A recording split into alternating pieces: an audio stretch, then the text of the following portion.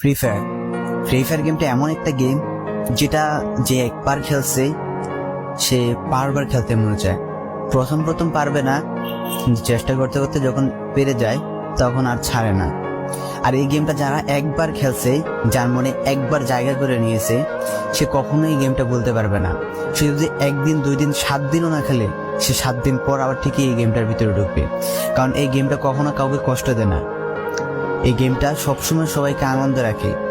এই গেমটাতে আমি অনেক সময় কাটাইছি, আর এটা আমি কখনো ভুলতে পারবো না। এই গেমটা আমার কাছে এমন একটা গেম যেটা কিনা আমি বলে বোঝাতে পারবো না।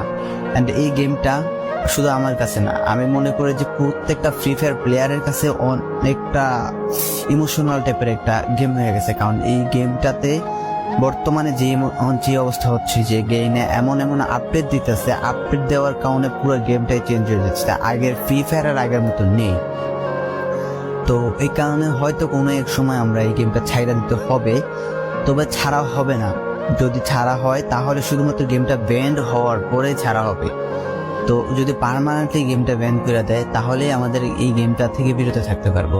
আর না হলে কোনোভাবে ছাড়া, যতই আপডেট আসুক না কেন আমরা ছাড়তে পারবো না। এই গেমটার প্রতি যত একটা মায়া জড়াই গেছে, তো এটা আমাদের পক্ষে ছাড়া একবারে পসিবল না।